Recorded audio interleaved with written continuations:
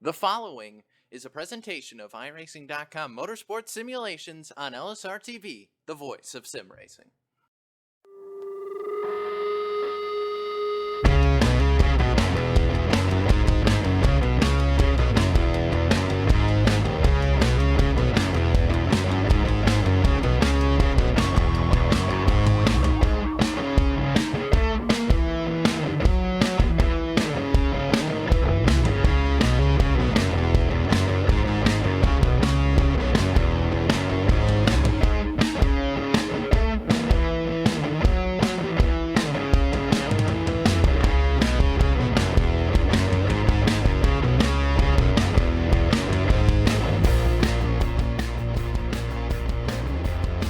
Good evening, Superspeedway fans. It's the Superspeedway Cup Series here live tonight on LSRTV, and it's 2 races to go till we crown Season 14 champion.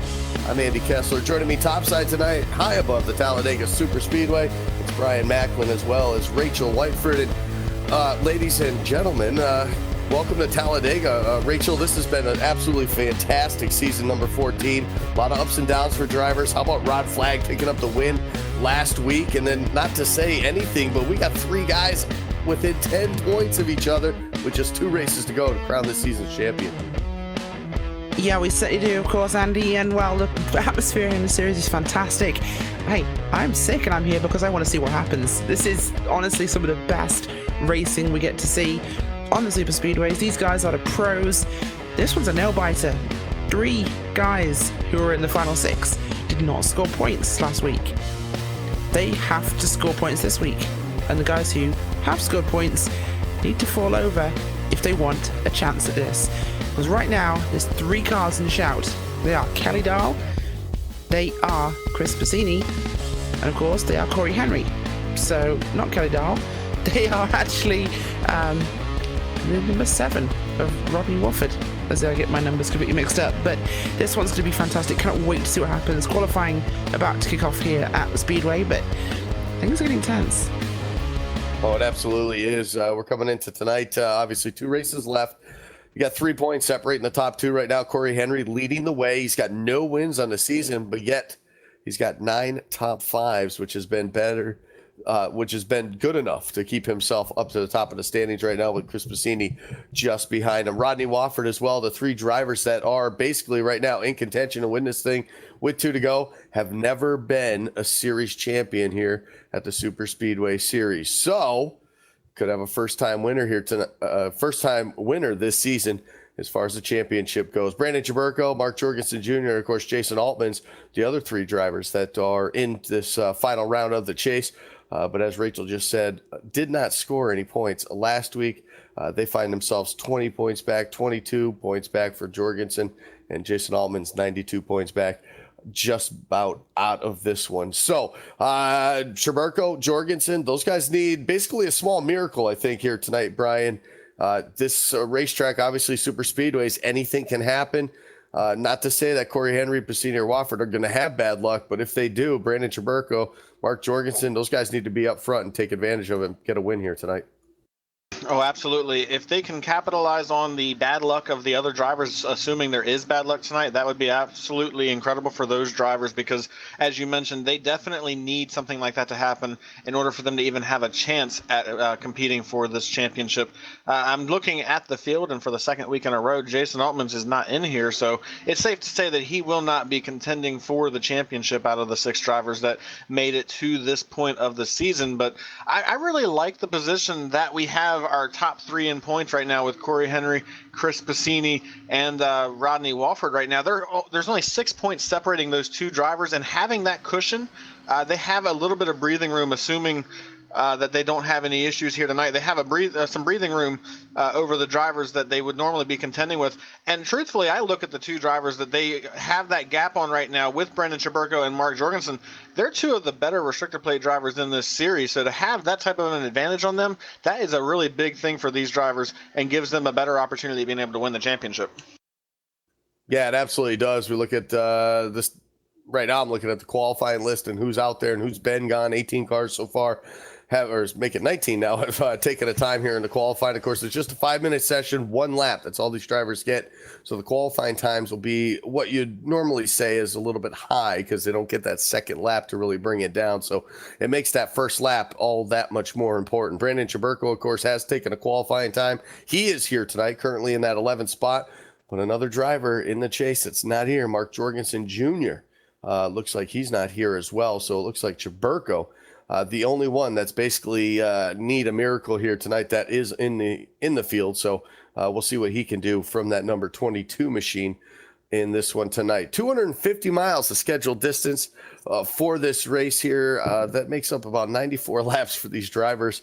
It's a long night. We've seen it week after week after week, Rachel, but these races, they take a lot out of you, especially when you get those long green flag runs. You got to be so precise on your pit stops. You got to be no mistakes is basically how it comes down to. And when you get those long green flag runs, the drivers really don't get a break here going over 200 miles an hour the whole time.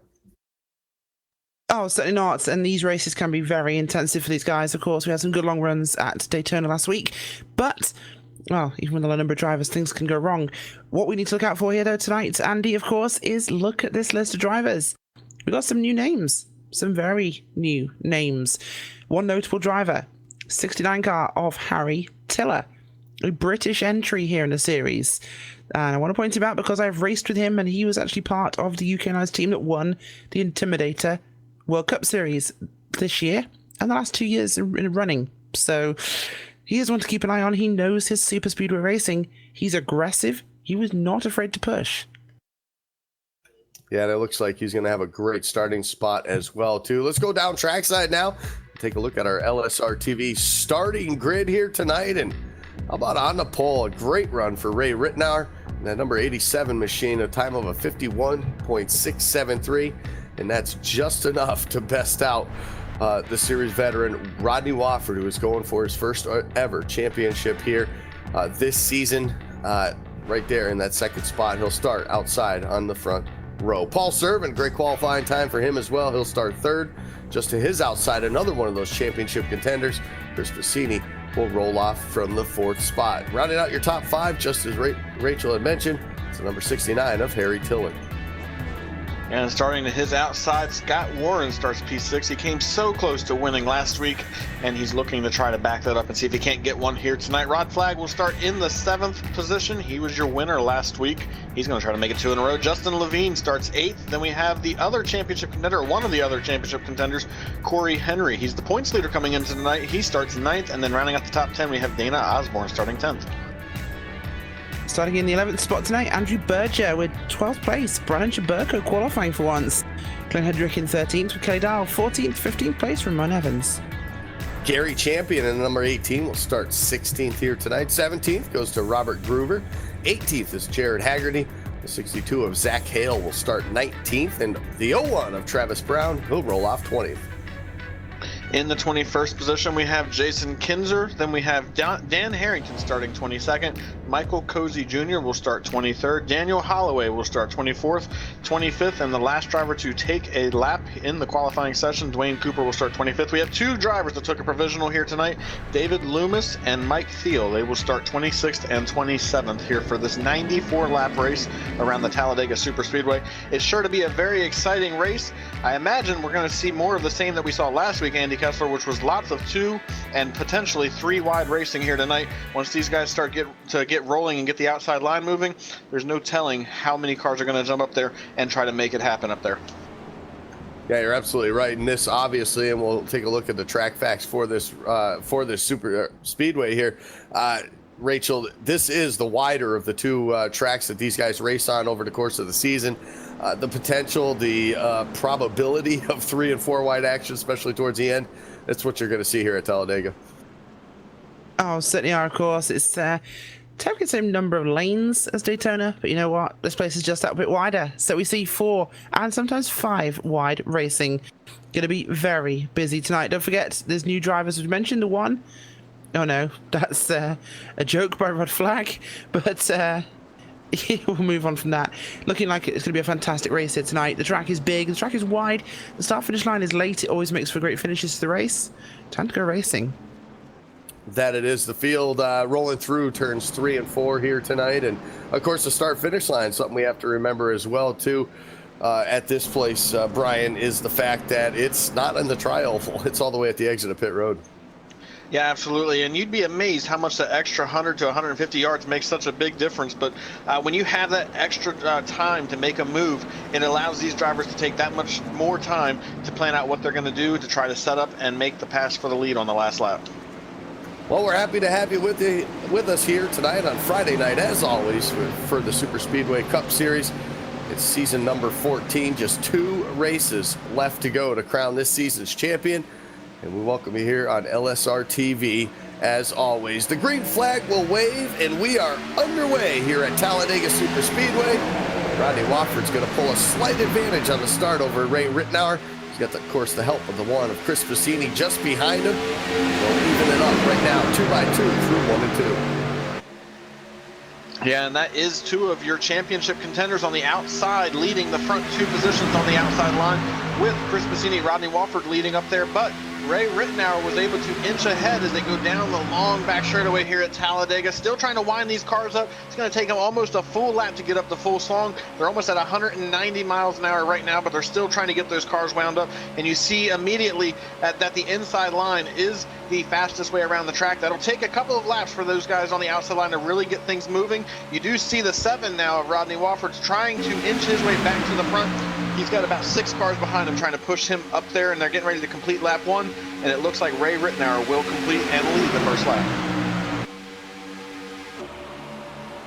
Certainly does. Things getting very busy up in the front of the pack as the traffic moves around. Some guys keeping themselves in good spots. Some guys going for single file further back. No one being patient just yet. Of course, look at that on the outside line. Wofford and Piscini, they're hooked up. Henry further back in the pack. He's trying to keep himself out of trouble for now, but Corey Henry still keeping himself in touch on the low side. Yeah, plenty of time for these drivers to make it from the back to the front, to go all the way to the back to the front.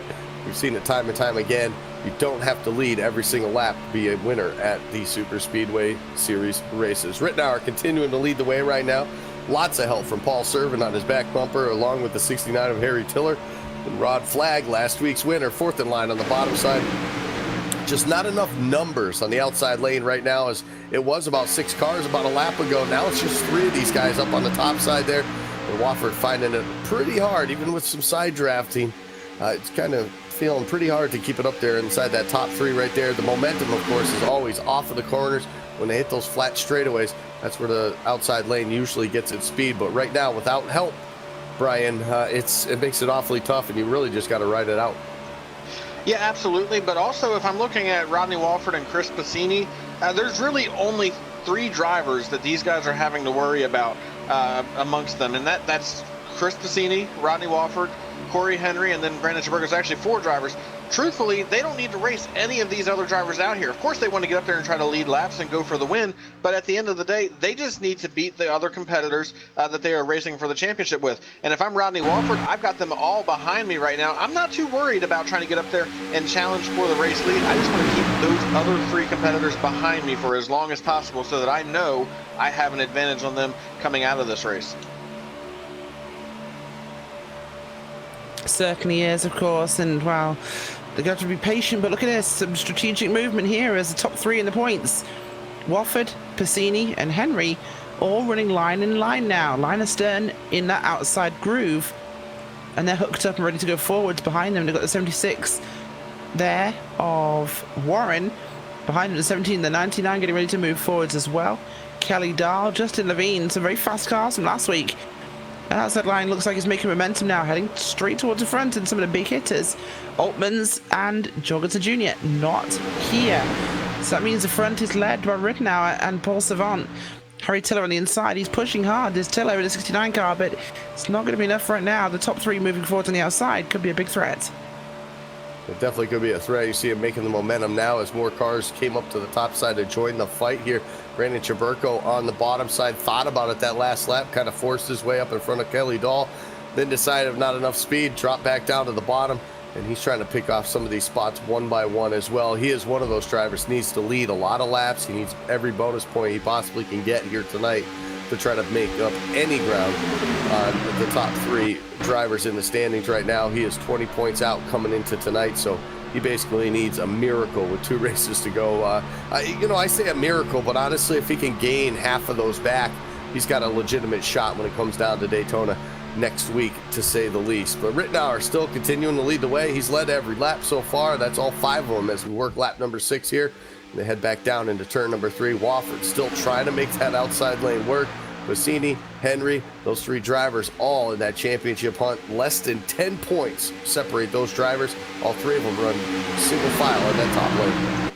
Yeah, and back to your point about Chaburko, at a point per position, he really just needs a small miracle here tonight. If he can finish 20 positions ahead of these other drivers that are racing ahead of him in the championship, he'd be right back in it and potentially could still leave as the points leader here tonight. So it's a long shot, and he certainly has to gain ground tonight in order to have a chance next week for the championship. But he's not in a position where it is completely do or die.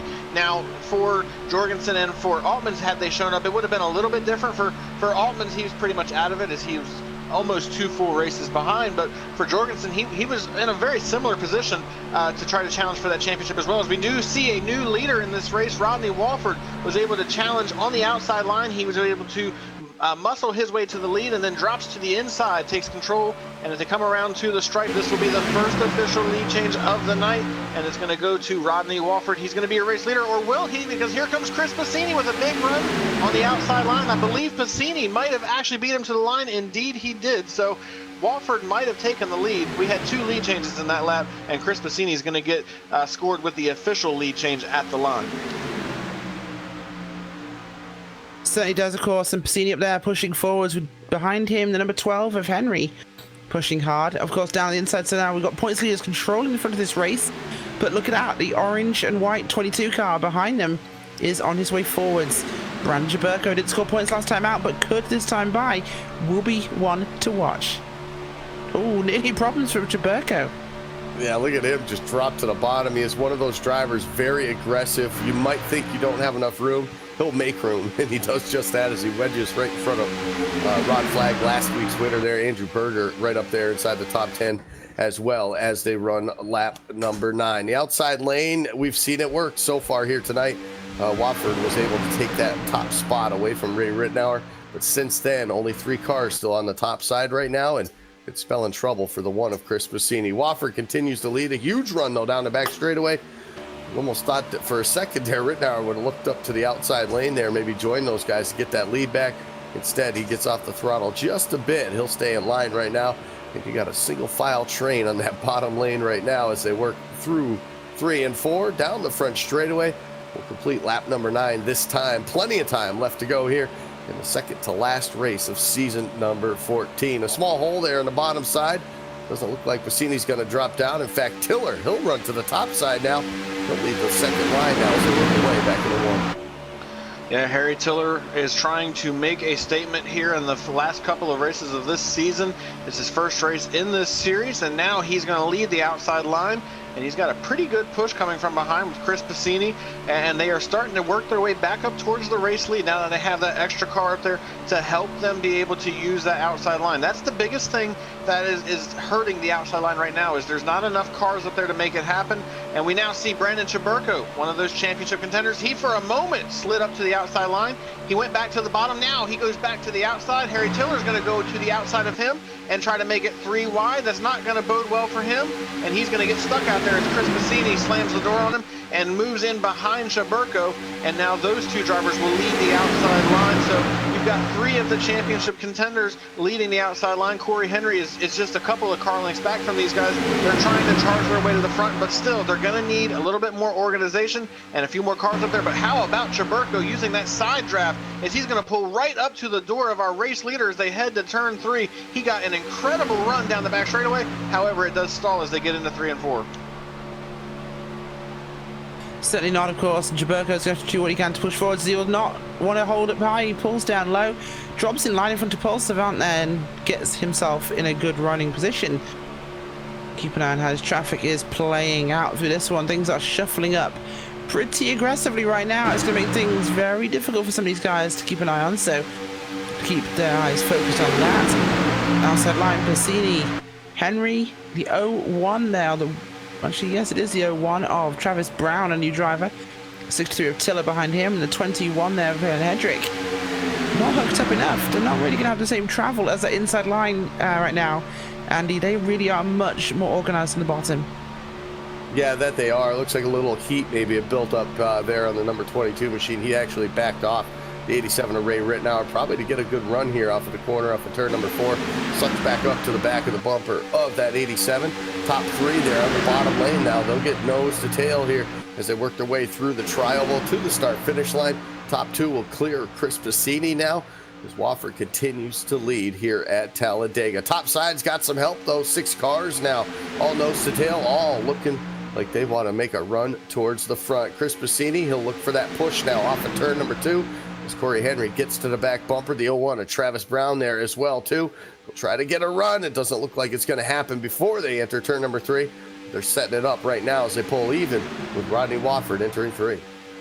You have to have so much patience when you are running on the outside line and trying to make it work. You have to understand you're not going to make that move and be able to take the lead in 1 lap or 2 laps or sometimes even as many as 10 laps. It's going to take time and commitment to stay up there and show people that you're willing to stick it out and try to make it work for as long as possible. The longer that you see these guys stay up there, as now we see Ray Rittenauer jump up in front of Chris Piscini. He's going to try to take the race lead away from Rodney Wofford, and he's going to have that push. But the longer you see these guys stay up there, the more cars you'll see start to work their way up there. We only had 3 about 5 laps ago, and now we have about 7 on the outside line, and they're all trying to make it happen. But look at Ray Rittenauer on the outside line. He gets a great push from Chris Piscini down the backstretch.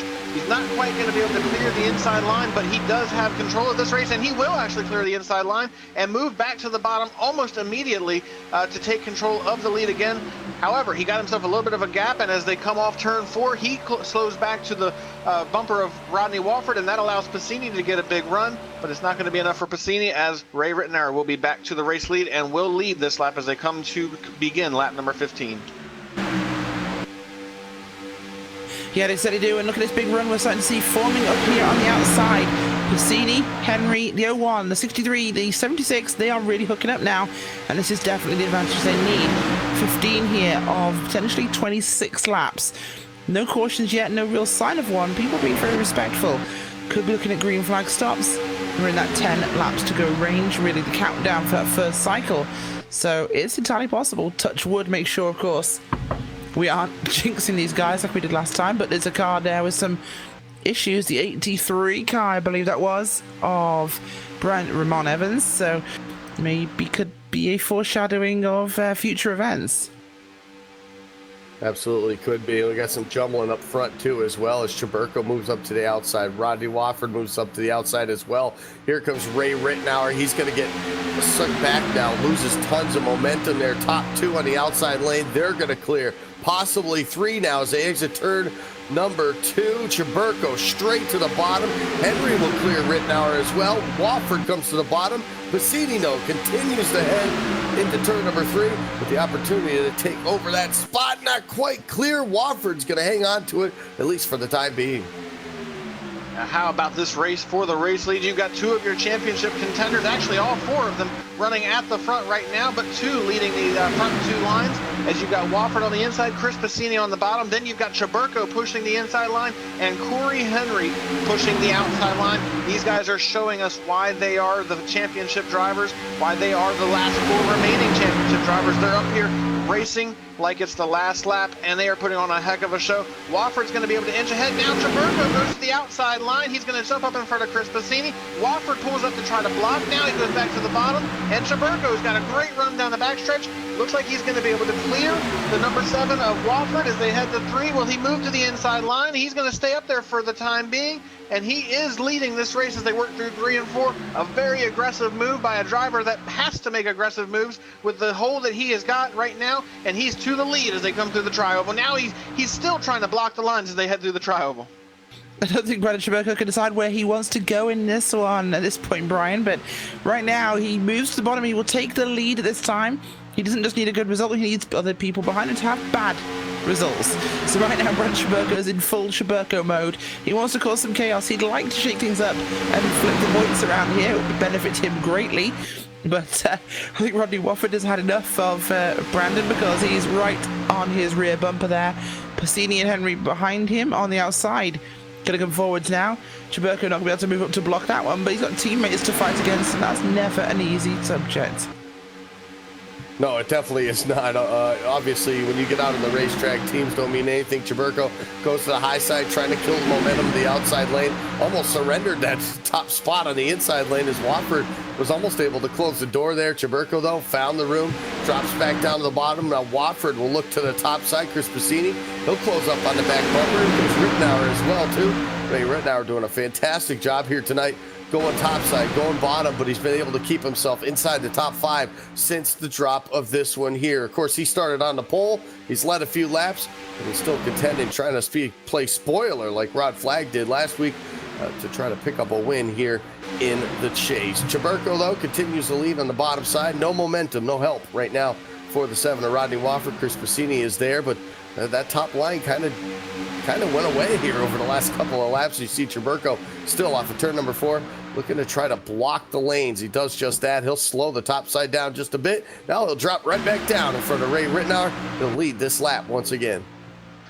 It may look like Chaburko is just being really aggressive right now as he's pulling up and blocking that outside line, but it actually is benefiting him to do that, because when you pull up in front of the outside line like that and they get a pull off of your draft and then you cut back down to the bottom, it kills their momentum when they hit that air pocket again, and they have to slow down because of that. So what Chaburko is doing, it may look really aggressive on screen, but I promise you it's exactly what he needs to be doing to try to control this lead. If you watch, every time he does it, when he jumps up to the outside line and drops back to the bottom, the outside line will stall out. And the same thing happens when he moves up and the inside line now hits that air pocket. They stall out for a moment. So it's a very aggressive move, but it is absolutely what he needs to be doing. And now you see he's got control of this thing as the outside line has faded backwards, as Rodney Wofford and Chris Passini, they're just not able to go anywhere. But how about Chaburko? He's still trying to play the lines here as he's hanging on to this race lead, and he's doing an incredible job as they're getting through turns 1 and 2.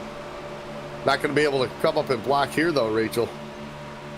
No, absolutely. Blocking and moving around. These guys always find a way of kind of scaring us towards the end of these runs. We think, oh, we might have a chance of green flag, and then they start flanning out and spreading out and causing chaos. And right now, we've got a bit of a simmering battle here at the front end as the big contenders, shall we say, have gotten themselves to the sharp end of this one. But look at this, Rod Flagg in his Grand Prix all the way up here now.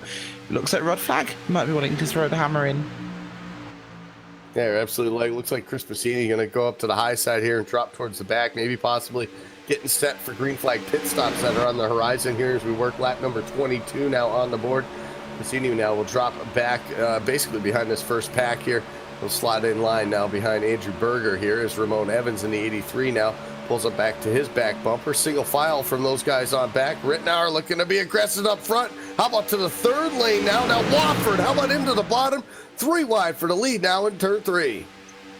And that is when the aggressiveness that we saw Chaburko having just did not work out for him. He tried to block Rittenauer, then he had to try to throw a block on Wofford, and he just wasn't able to block both cars at the same time. And Wofford made the amazing move to take the race lead, and now he's in control. Chaburko is trying to fight back on the outside line, but he's only got help from Corey Henry up there. And now we are seeing Chaburko begin to fade back as he's going to fall back to the 4th position.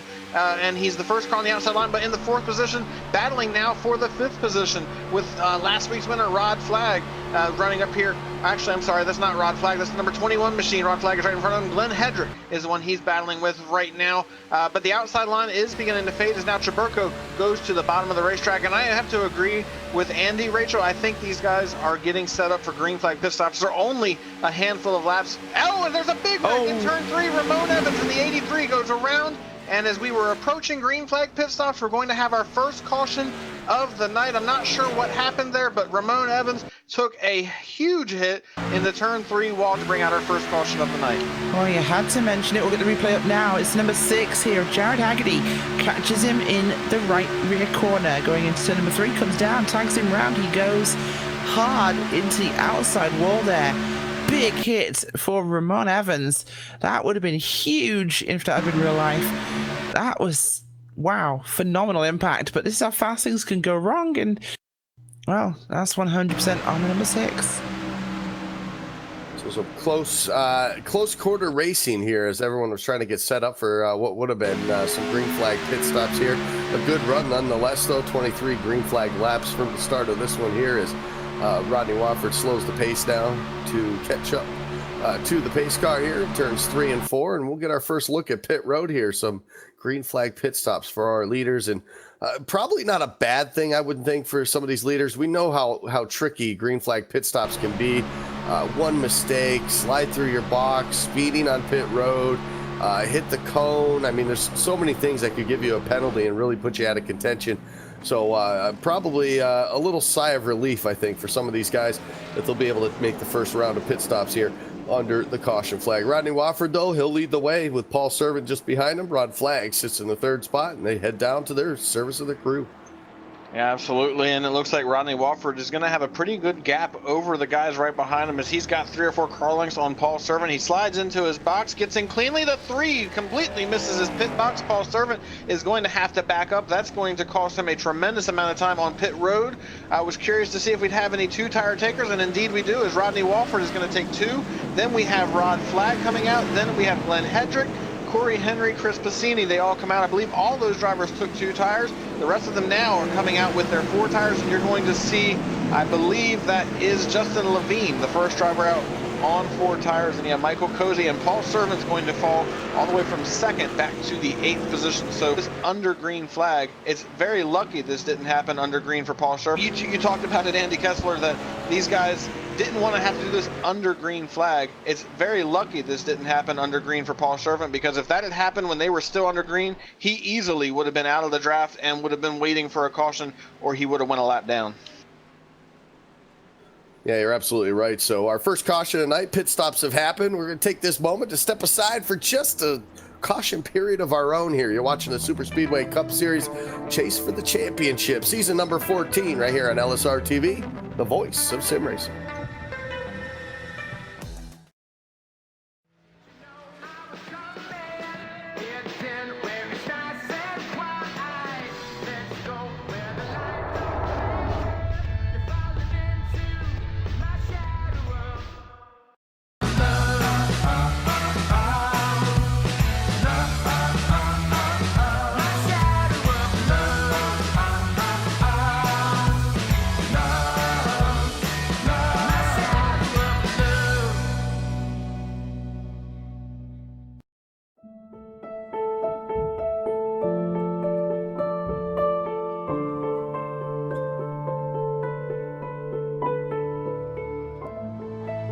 When I sat in the car, you always wonder, what's it going to feel like? It was my first time driving a mid-engine GT car.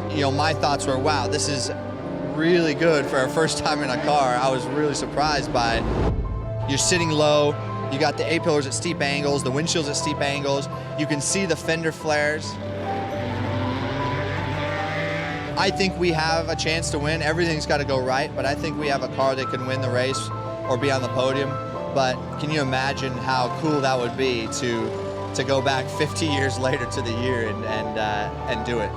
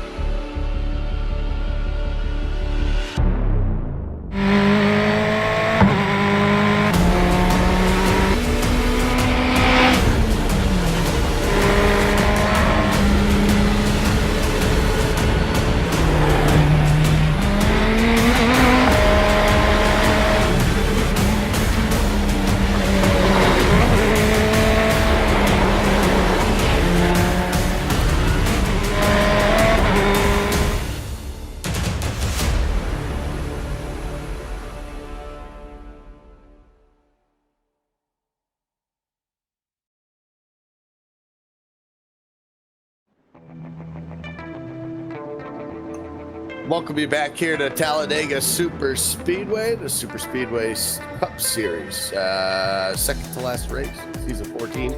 We get set to crown a champion 1 week from tonight. Rodney Wofford continues to lead right now. We got to remind you the coverage of the Superspeedway Cup Series is brought to you by Joel Real Timing, the official timing software of LSRTV. Get it today at joel-real-timing.com.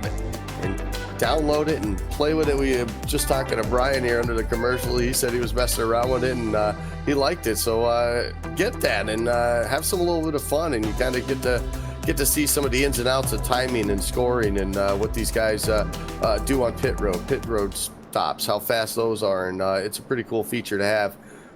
Nonetheless, whether you're racing or whether you're even on the spotter stand and watching or spotting your driver over the course of his racing. So a lot of things, guys, going on, guys and gals, I should say, going on here tonight. A little bit of strategy going on under this round of pit stops. Some guys taking 2 tires, some taking 4.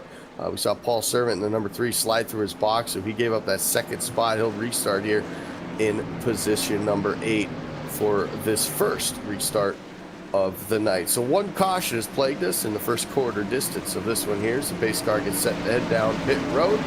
Rodney Wofford will look for the green flag to get this one. A long time to wait here before they get the green flag, but you got Rod Flag there up on the outside lane looking to lead that outside lane and lead his first laps of the night as well. Green flag does wave. Rodney Wofford will hold a half a car length advantage now as the field starts to get wound up and get going as they head to turn number 1. Yeah, absolutely, and immediately we see the inside line beginning to inch ahead. Rodney Wofford and Glenn Hedrick are already locked bumper to bumper as they work through turns 1 and 2, where the outside line just has not been able to get going, and they are already fading back to battling for the 4th position on the inside line as Rod Flag is now battling with, I believe that's number 63 of Michael Cozy on the inside line. Still trying to get wound up again, as we mentioned earlier in the race. It takes almost a full lap to get these cars up the full song. They're at almost 195 miles an hour right now, and when they get back around to the stripe, they'll be just about at the full speed you would expect to see these cars at. And as they come down to complete this first lap after the restart, it's pretty much single file all the way through. Rachel, there's only one car out on the outside line right now, and that was the guy that started second just a lap ago. That's Rod Flag. He has fallen all the way back to, I believe that is going to be the 7th position in just one lap. Actually, the 7th position in just one lap. He stuck out there with no help. Now he's got a couple of cars jumping up there. Paul Servant and a couple other guys are behind him, but he has lost a ton of track position. Yeah, not the only one. Brandon Jaberko also fallen back there, lagging quite severely. In fact, the whole front is broken apart in a way I didn't really expect to see here. These guys are really split up. There's 4 or 5 cars in that front group, and that's very unusual to see at this sort of stage of the race. So hopefully these guys will get formed back up again. We'll see the momentum of this second group maybe carry them past the leaders. With the leaders being so strung out, this could be a major disadvantage for the front of the pack. Now, even for the front of the pack right now with the 63 and the 12, see that separation on the back bumper? That means that there is not the full amount of speed that these guys can get under the draft situation. You see Andrew Berger kind of losing that draft to the top 5. He'll fall back now to the 22 of Brandon Jaberko. He'll link in with those guys. They'll try to get up to speed here and try to chase down these front 5 as they run. Glenn Hedrick, though, right there in that second spot. Came off of turn number 2, dropped down a little bit to the apron there, possibly to get some air to that front end of that race car right now, because that's one thing you don't want to do is overheat these things as you get up to speed, and you start to overheat these engines, and you definitely hurt the performance, and ultimately could end up with an expired engine in the race. So now everybody's starting to close back up like we talked about here. So work their way down and across the start-finish line with complete lap number 30. We got just 64 laps left to go here. It's going by pretty quick for these guys with just the one caution so far tonight. You got to start thinking, though, at that point when the next stop is, can I make it to the end, or is there going to be that one extra stop before this thing's all said and done? So a lot of things going on in the mind of the drivers. Not only that, but at the same time, how am I going to get to the front and challenge for this win? Yeah, I just crunched a few numbers, and if they can run anywhere from 25 to 27 laps, they would have to pit 2 more times in order to get to the end of this race with enough fuel in their cars. So definitely going to be a 2-stop race depending on how they decide they want to do it. That's going to be the real factor at this point, is when do they make those stops, who do they come with And will they be under green, or will we have another caution to bring them to pit road all bunched up together? Green flag pit stops can definitely stretch things out. We saw that last week where we had the entire pack together until we had green flag pit stops. And then, Rachel, we saw only about maybe 7 or 8 cars in the lead pack when it was all said and done. But we have a battle for the lead as Glenn Hedrick now moves to the outside line. He's going to jump up in front of Corey Henry and Brandon Chaburko, and he's going to carry that momentum down the back straightaway. He's going to try to get past Rodney Walford as they get into turn 3, but he was not able to get clear to the bottom. He's going to have to fight hard on the outside line if he wants to take it at this point.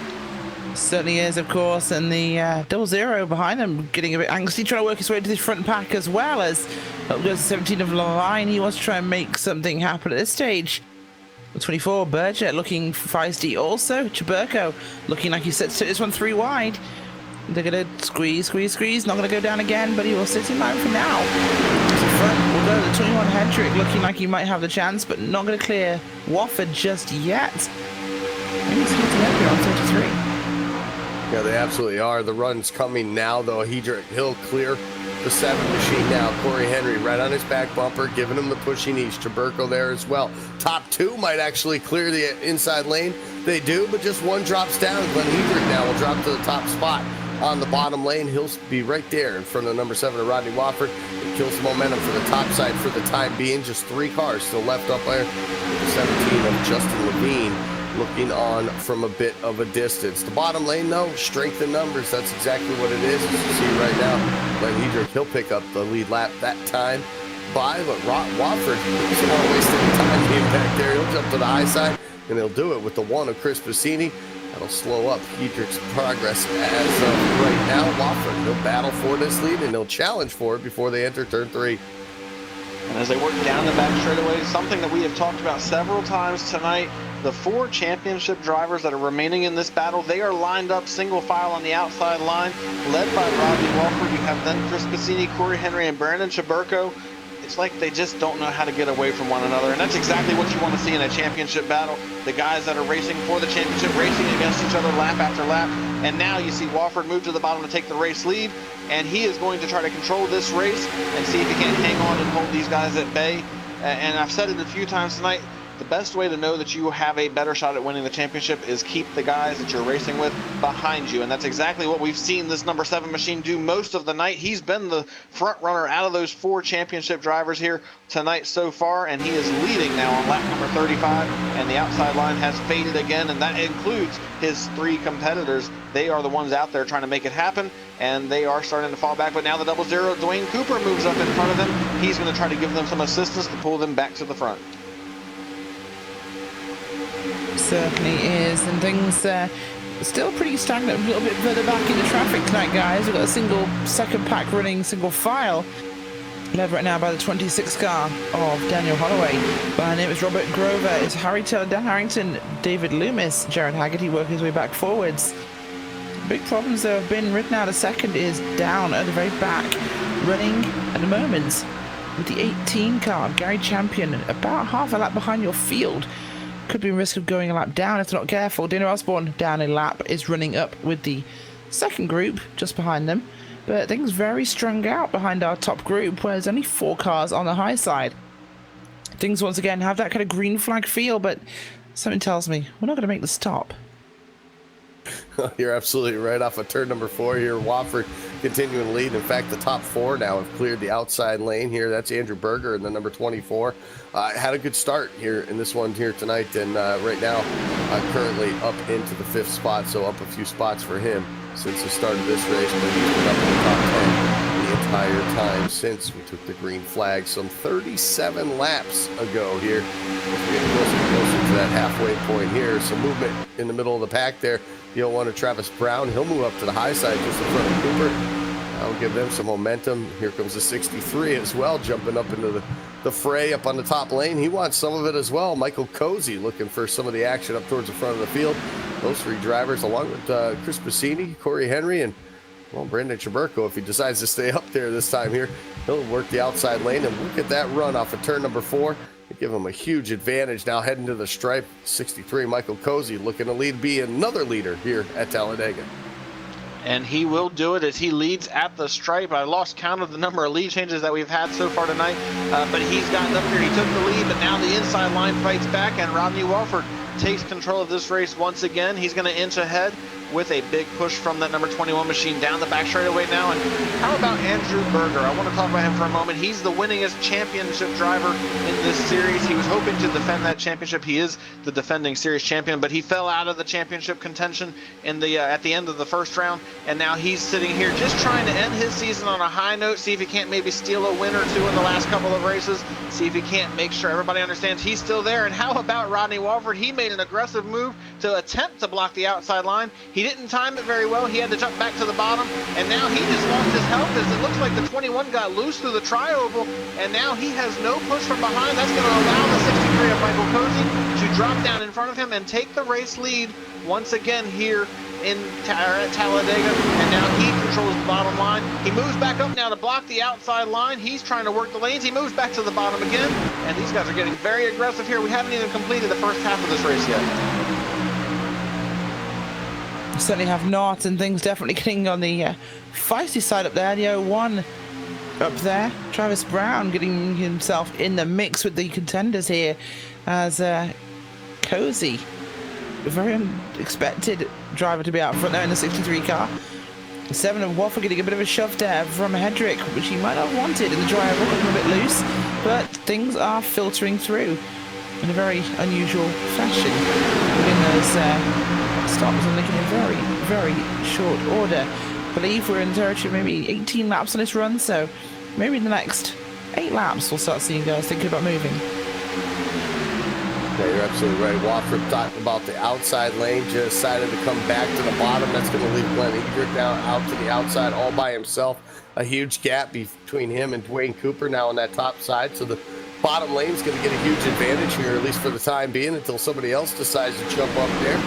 Michael Cozy doing a great job up to the front. Wofford thinking about it, wants to go, but just doesn't have anybody right on his back bumper to give him the help that he needs to get the lead back here at Talladega. 40 laps complete now, that time by 54 left to go here in tonight's event. Outside lane with Glenn Hedrick, he's fallen back to the 00, as we mentioned. The 17 looking to jump up into the picture as well. Justin Levine will try to make that outside line work, but for the time being, it's going to be the bottom side, the place to be. The top 5 are cleared all the way to Rod Flagg there in the 5th position of number 10. That's where you see the Glenn Hedrick trying to get back up towards the front.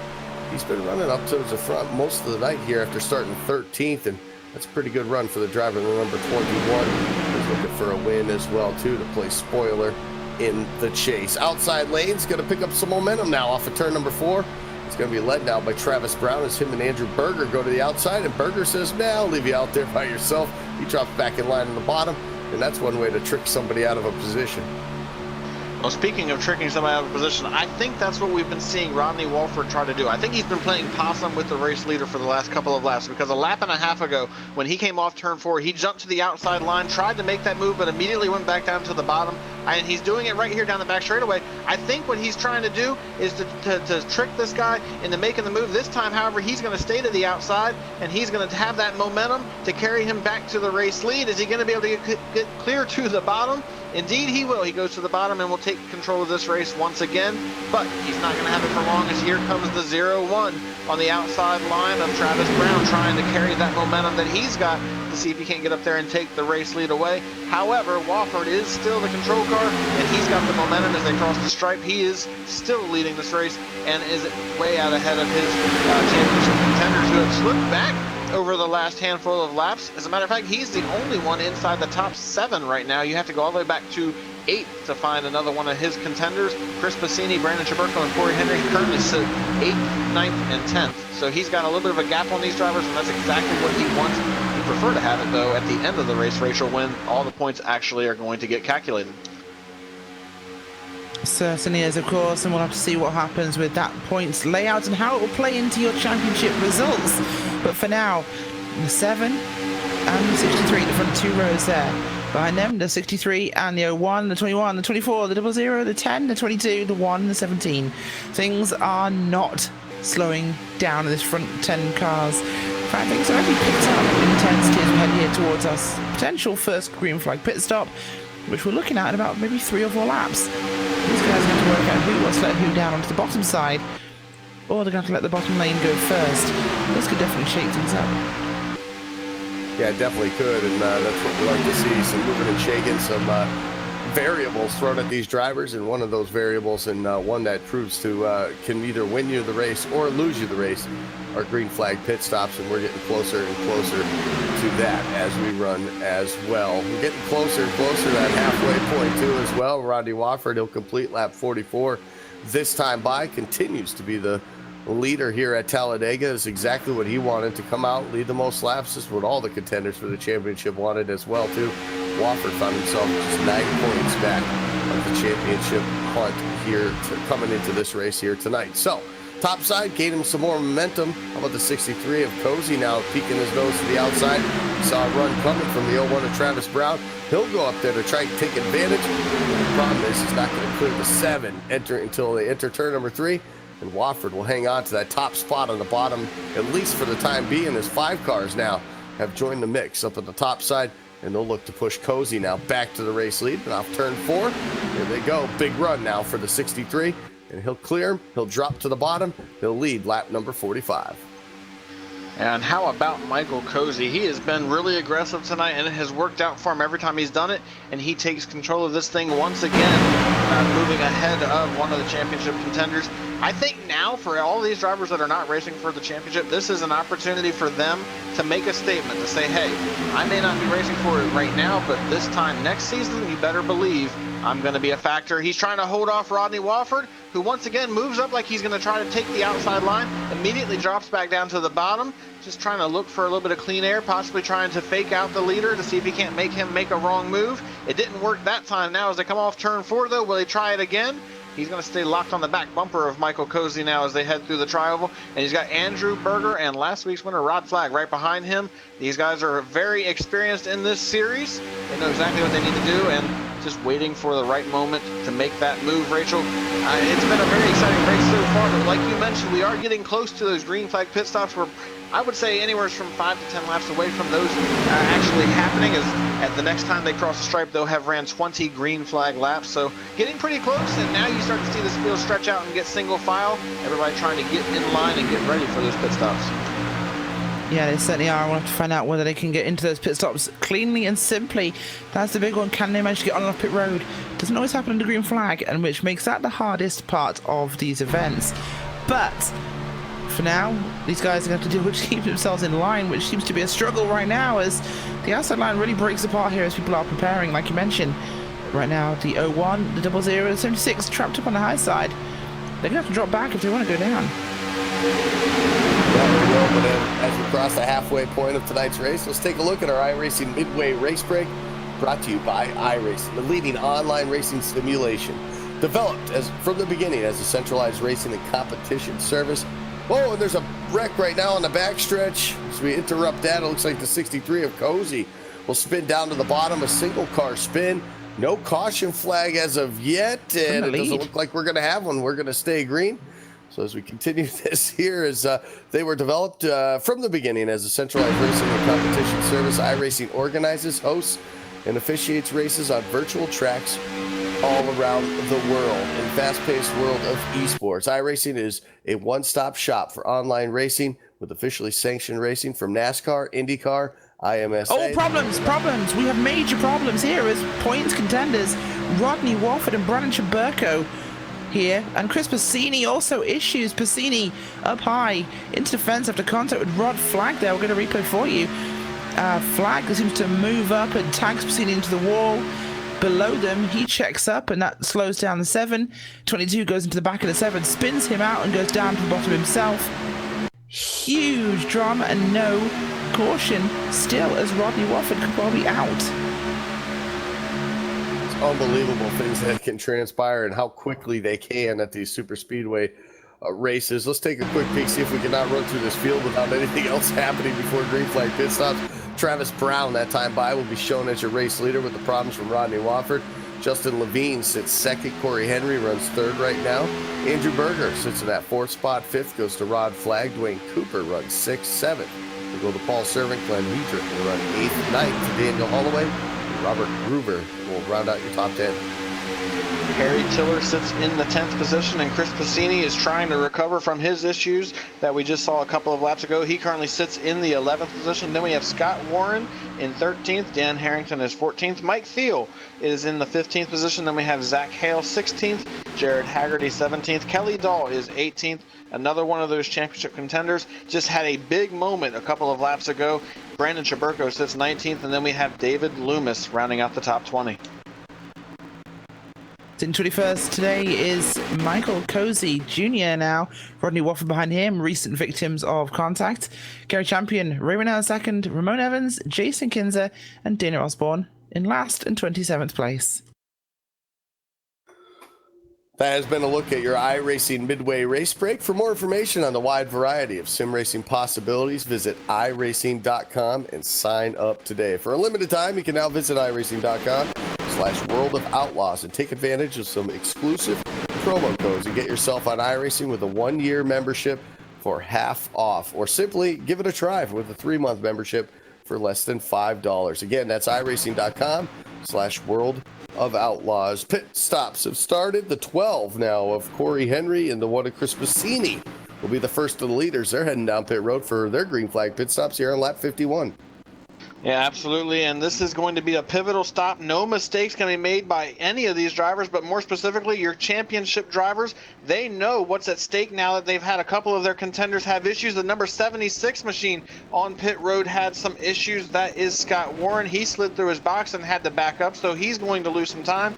Chris Passini and Corey Henry will be the first two off of pit road from that round of green flag pit stops. They're the only ones that are going to make it out cleanly, and they are waiting to see if anybody else is going to come to pit road. Looks like we do have a couple of drivers towards the back of the lead pack that's come to pit road right now. I believe that is Dwayne Cooper and Glenn Hedrick that have made their way to pit road, and then there's a group behind those that were well off the lead pack that have come to pit road as well. But green flag pit stops are definitely beginning to shake things up already as we wait to see the rest of the field come to pit road. Rachel, they're on the backstretch still trying to sort things out, but they have to come any moment now or they're going to run out of gas.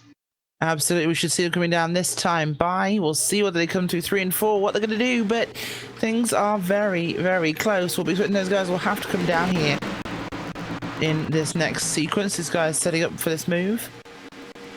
Should be almost expected at this stage as everyone plows down to pit road. Can they do so cleanly? There's a big pack of cars here. Head down onto that pit road together as nearly the 9 into the back of the line there. Just kept it clean. 3 wide nearly on pit road there as they'll look for their boxes. I love it when you see a group of cars like that come down pit road all at once. Just everybody basically picking a lane. They're not single file. They spread way out on this one here. So a lot of things can happen, and that's why you see them spread out like that and fan out so that they don't, because you can see braking points are a big difference as well, too. Rod Flag actually made up a couple spots on those guys as well, too. So their pit stops have been complete. They'll head back out on the racetrack, and we'll have to take a lap or two here to get things all situated to find out who's actually going to be our race leader when this thing is all back up to speed and the different groups actually catch back up to each other. And it's kind of interesting what happens over the few laps after a caution flag. It takes you a while just to kind of sort things out and figure out who's where. And, you don't even know if your stop was good as of yet until you come, until things can cycle around and you can actually figure out where you ended up. Well, I'm looking at 2 of our championship contenders, Chris Passini and Corey Henry, and they did not have the stops they were looking for. I think partly because they came in such a small pack, but they are currently outside of the top 10. They're trying to work their way past a group of cars that just came off pit road. However, everybody's up to speed now, and they are the only 2 on the outside line. But they're currently, as they cross the stripe, we'll see what the updated scoring is. They're sitting in the 9th and 11th, or 9th and 10th positions, 8th and 10th positions. I'll get it right eventually.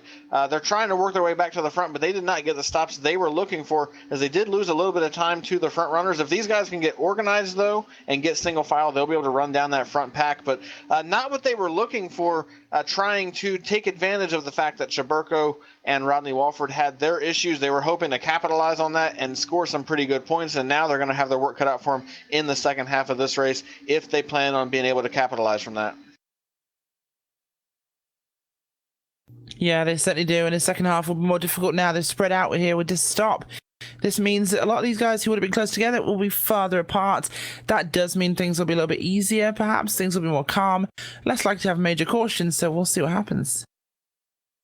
You're absolutely right. So the field's starting to jumble back up here. The top looks like about 11 drivers still basically going to be scored in this first lead pack, I should say. They're all single file for the time being, but this is going to give us our opportunity to step aside as well, too. You're watching the Superspeedway Cup Series right here on LSRTV, the voice of sim racing.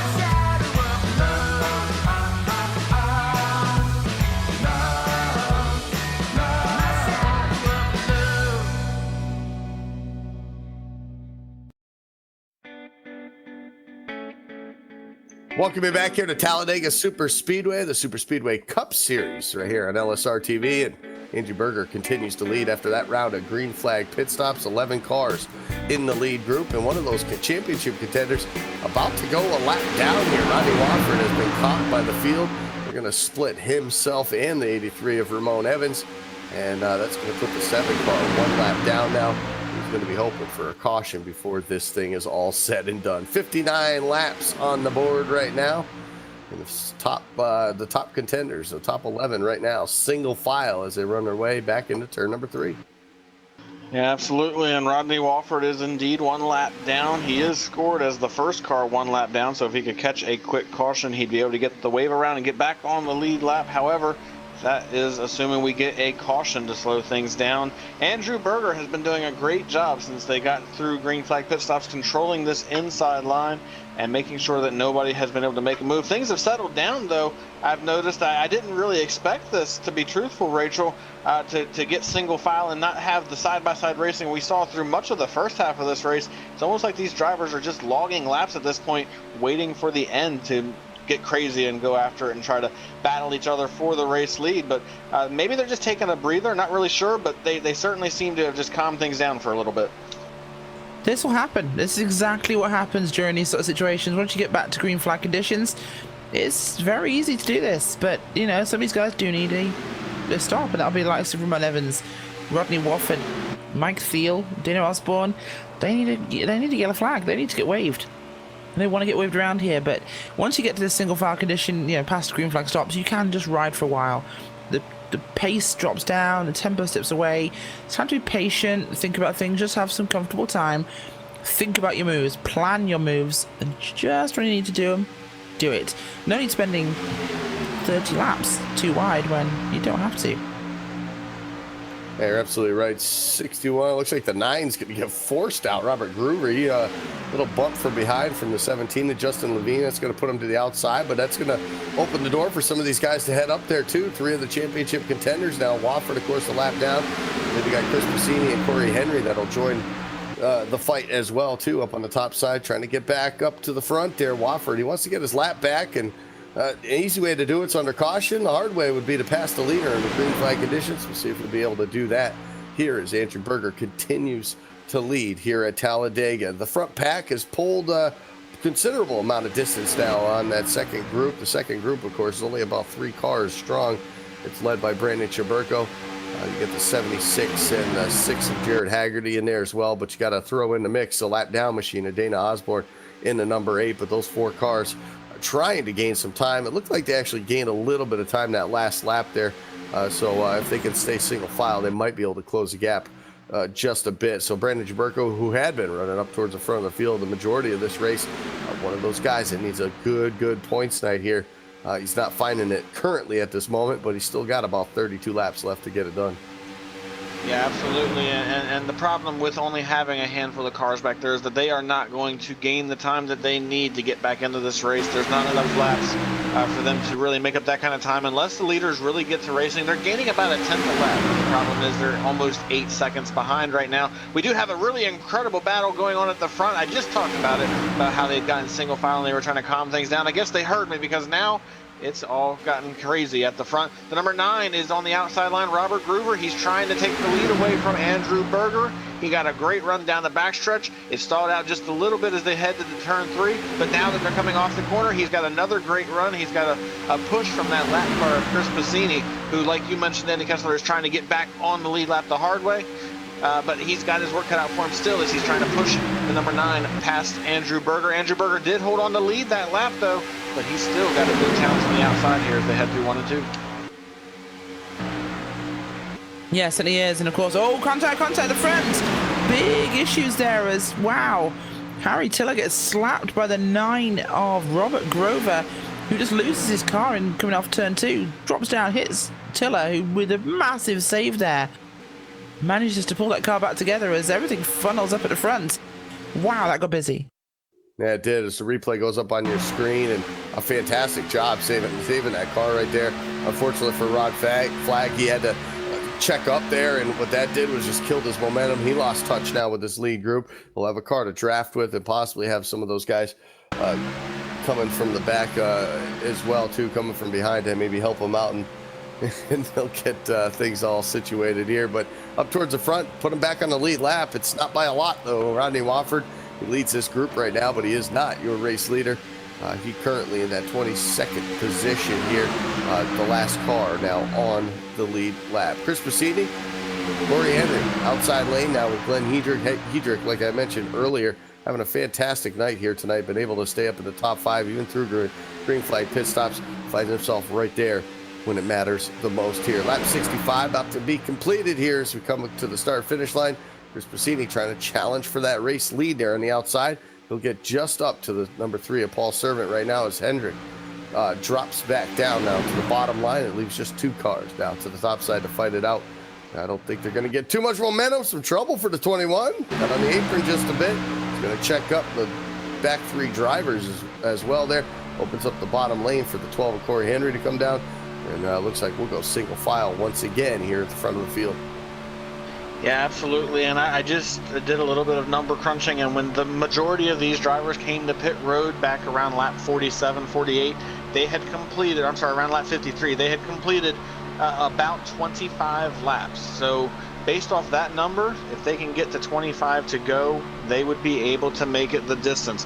When they cross the stripe right here, they will be at 27 to go, so they are within just a handful of laps of being able to come to pit road whenever they feel like it and know that they can make it to the checkered flag on fuel. Now the question is, when do you do it?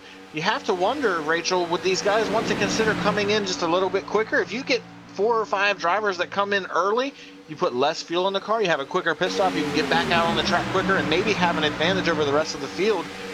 I think if you're one of the championship drivers, that might be something to consider. If you've got some teammates out there or maybe some friends, take a chance and see if you can't steal one. Yeah, absolutely. It could be time to get some planning going on. I'm sure some of these teams will do just that, but, well, it's going to be Rodney Wofford out front right now. He's actually back on the lead lap, so a caution will be hugely beneficial. I'd love to have that happen.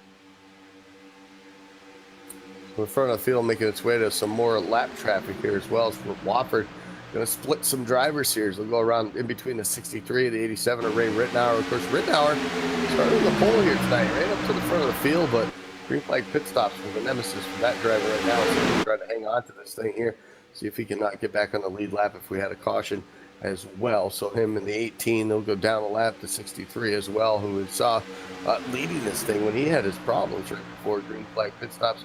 He'll find himself now a lap down as well. Lots of things happening when the lap traffic does that. Instead of staying up on high out of the outside, we have some guys choosing to stay on the bottom. So it is the leader's job to get around them, and they did just that, and they did it pretty cleanly as well. Wofford continues to lead the group. Andrew Berger, though, continues to be the race leader here as we complete lap number 68 that time by. So getting closer and closer to what would be the final pit stop these guys have to make, and then that little dash to the end. Yeah, absolutely. And they are at 25 laps to go right now. So based off of how long we saw the drivers run on that last run before they came to pit road, from this point forward, when they come to pit road, they can make it to the end without having to stop again. So now it just becomes the matter of when do they make those moves. And if you're Chris Passini, you want to see a yellow flag so you can get back on the lead lap. You're at the tail end of the lead lap right now, which means you'd get to come around and pit with these guys and not have to start at the rear of the field. That's exactly what he'd like to see, being one of the championship contenders. And he came in with a 6-point disadvantage to Corey Henry coming into tonight. And as it stands right now, he would actually lose more ground to him unless he can get that lucky break and catch a caution to get him back into this thing and give him an opportunity to race for the championship battle. Right now, it would be Chris Passini and Corey Henry battling pretty tightly as they are sitting 4th and 5th on the racetrack, Rachel. They know exactly what they need to do, and that's stay right where they are and try to get ahead of the other as we get closer to the end of this thing. Yeah, absolutely. They need to make sure they're in that right position, and that's exactly what they have to put in. But I think everyone in this field is wanting to reset. They want a caution. They want to go to the end of this one with an actual fight rather than it be a who's in the right group to be at the right place in time. And, well, some of our points playing guys need some positions too.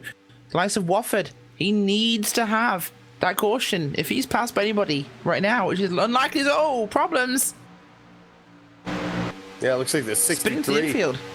Yeah, the 63, Michael Cozy, maybe touched the apron just a bit there through the trial. We got loose.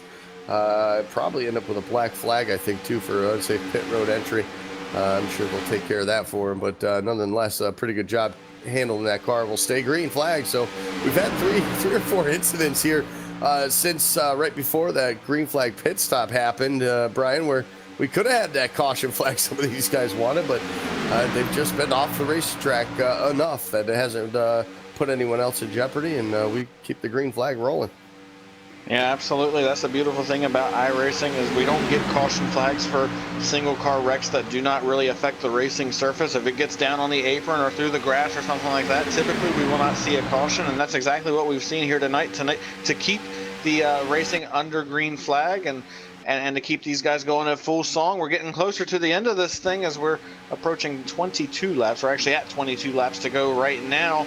And for Chris Passini, Rodney Wofford, he's running out of time to catch that caution to get back into this thing and have a chance to make something happen. Same thing for Brandon Chaburko. He's sitting back in 12th position right now. It's not a bad running position, but the problem is he's 8.5 seconds behind the lead pack, which has two of the championship contenders. And Chaburko needed a big night here tonight. He already had a pretty big hole, and adding to it is not going to help his chances for the championship next week when they go to Daytona. Absolutely not. And Daytona, the final round, will be a huge impact for these guys as we're starting to see something forming up here in this front group with some traffic catching up to them. Rittenauer and the 18 could be getting involved in the 21 of Hedrick was looking. But the drop back single file for now. This looks like it could continue almost ad nauseum. Probably the first time that's ever been said in a NASCAR broadcast, but this could continue for a very long time. Well, it absolutely could. Like we had mentioned before, with just 8 drivers here in this lead group, obviously throwing a couple lap down machines to make this group a little bit bigger here right now. But just 8 drivers up here in contention for the race win as of right now. 8 seconds back, we mentioned just a moment ago. Nice little group they got. They got about 6 cars right now in that group, so they are 8 seconds back, but they've been holding that 8 seconds. They're not losing any more ground. They're definitely not gaining on these lead pack guys at all either. So they need something to happen real quick here if they want to get back into this thing. Wofford's doing everything he possibly can. He's up front there, ahead of the leader. He's on the lead lap, which is a good thing for him because if a caution was to come out, he wouldn't have to wait for the waiver round. He'd actually be able to go around and catch the field and actually pit when they pit. So that's a good spot to be in, I think, right there. And I think Andrew Berger, realizing that it's really not any issue for him. He's leading the race. What Wofford does has no point for him. So there's no point for him to have to be ahead of him at this point. And I think that's a veteran move right there from one of the guys who's been here since season 1.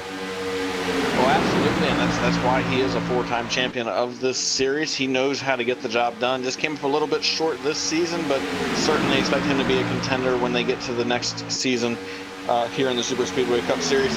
I am interested to see what happens after these guys get through their round of green flag pit stops, though, because they are running out of time to start making those moves to try to take the race lead. And we have seen all night long, you can't just pull out and make the outside line work in a single lap or even a couple of laps. Sometimes it takes 5 to 10 laps for the outside line to really manifest and be able to make that charge for the race lead. When they get through their green flag pit stops, they're going to have to start making moves almost immediately if they want to have time to get up there and maybe try to take this thing away from Andrew Berger or whoever ends up being the race leader coming out of those green flag pit stops. We are inside 20 laps to go now, so certainly these guys have to be thinking about that, Rachel. They've got to be looking for friends, looking for teammates, trying to figure out who they're going to work with when it comes time to make those moves. Absolutely, and that's exactly what they need to think about. Who is your friend here? In this front group, the 12 and the 1 are the biggest friends, and, well, the 7, he's a friend. He could help them with this run towards the front for points, but with him being a lap down, technically, if he goes behind the leaders, oh, they're in for their final stops now. That's the Dark Horse Racing guys coming in as a team.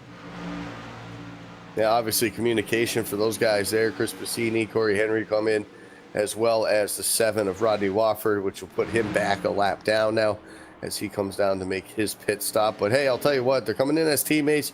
That's pretty cool a call there for the 7 of Rodney Wofford. He could have stayed out there longer if he wanted to stay out ahead of these guys just in case that caution came out. But at the same time, I think it was a good move knowing, all right, listen, I got to stick with my teammates. I got to help them out.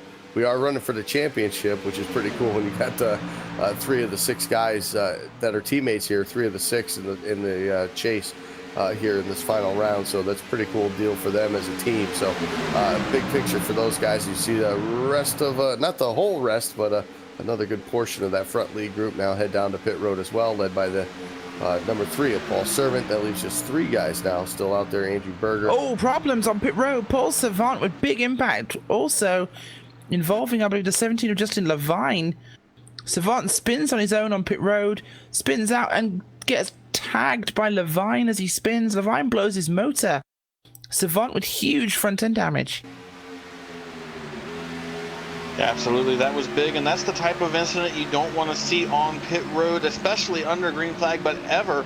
And that's what kind of things can happen when you're coming to pit road under green flag, because you go from 195 to 200 miles an hour down to 55. You see the replay on your screen right now. Paul Servant just got into the pit road a little hot. He wasn't able to get the car woed up. He locked up the brakes, kicked it sideways, and then unfortunately Justin Levine was just along for the ride. This is going to kill their chances at being able to get back out there and be in the lead pack. And as all that was going on, we do have the rest of the leaders on pit road. Andrew Berger finally makes his way to pit road. I believe he's going to slide through. Indeed he does. So that's going to cost him some time. So does Glenn Hedrick. Glenn Hedrick actually is still trying to get into his pit box properly. He finally gets in there, but he's going to lose a huge amount of time on pit road. Andrew Berger now gets down and away, and we just have to wait and see where they are going to come out in relation to the rest of the field as they are working their way through the tri-oval right now at full song and trying to get as much of a gap on these drivers as they can, as those guys are on the apron in 1 and 2 trying to build up their speed. And of course, they have to exit pit road here under that yellow line until they get to the backstretch too as well. So you can't pick up as much speed as you'd want to on that flat surface. So our final green flag pit stops have happened for our leaders, for our drivers here in the Superspeedway Cup Series here. Talladega, and we're getting closer to this finish of this one. Just 15 laps left to settle it. Still a lot of drivers needing a caution to kind of shake things up, but some other drivers up towards the front saying, no, we'll keep it green. I don't mind it staying green at this point. I'd rather settle it out with just a handful of guys than a hungry field of about 30 cars. And I'll tell you, one driver that would love to see a caution right now, he is the leader. He's got about a 16-second advantage over the rest of the field. That's the 69 of Harry Tiller. He's had an up and down night all night long. and he is staying out here. He's pretty much by himself on the racetrack right now. He is completely by himself on the racetrack right now. So if he doesn't catch that caution pretty soon, he's going to get caught by the field and passed. And actually, it looks like he's coming to pit road right now to go ahead and get his pit stop. The problem is he's still all alone and will have no drafting help when it's all said and done. That's going to hand the lead back, though, to Andrew Berger, who, despite having a little bit of an issue on pit road, came out as the first position or first driver after the green flag pit stops. He's going to have help from the number 82 machine right behind him. That I believe that is a lap car that is pushing him around the racetrack right now. In the number, or Dan Harrington, yes, he indeed is one lap down back in the 16th position. He's got a little bit of a gap to the guys that are actually racing for position, as Jason Kinzer is also in line behind those guys, and then you have Gary Champion. So he's got a little bit of an advantage, and Chris Pasig, or Rodney Walford. So he's got a couple of lap cars between him and the rest of the field, Rachel, and that's probably exactly how he wants it right now. Absolutely, it's exactly what he needs to have happen, and this could be a good spot for the 1 and for the 12 with their run towards the line here. But they've got to deal with the traffic, and it's not many laps left to go, as you mentioned. Lap traffic staying low there, 0-0, but Berger up front in a great position for him. Absolutely. See a second line starting to form now, led by Rodney Wofford. He's trying to get his teammates there. Whoa, almost tried to push up the racetrack there. Was the number 11 of Jason Kinzer. He'll stay on the bottom. That will keep that top side now at bay, at least for the moment here, until they exit turn number 2. But the one of Chris Passini, got the 12 of Corey Henry as well, looking to get up to the front. They want to battle Andrew Berger for this win before it's all said and done. And they're doing it right now with the help from the teammate, who's a lap down in that number 7 to Rodney Wofford. Outside lane, though, not quite enough for those guys at the momentum-wise. As you see, the 18 machine of Gary Champion, he's a lap down as well, too. They're starting to lose, actually, touch now with the draft there from the 11. And we'll see how this will shape things up, too. But that top side, they're not really getting much going here with the 3 of them locked up like they are. So they're going to have to start ducking out, picking some air up here, too, as well as they approach some more lap traffic heading into turn number 1. Once again, the lap traffic's going to stay on the bottom. That's going to shake things up just a little bit. Leader's got to move up to the middle. So how much does that, Brian, throw you off, too, as a leader? When we got a little contact there. But how much does that throw you off as a leader when right in the middle of the corner, you got to make a move to go up to the middle? Well, that's hopefully where you've got a spotter that is letting you know what's going on, what the car that you are approaching is doing, so that you already have a general idea of what you need to do, so that you know how you're going to approach that as you catch them. And they are catching quite a few of those lap cars that they're going to have to maneuver around. But one thing I want to touch on is something that I just noticed, is that we only have 3 lead lap cars in this battle for the lead right now. We had, I believe it was, 9 or 10 before the green flag pit stops, and now we're down to just 3. So the attrition from green flag pit stops has definitely started to show.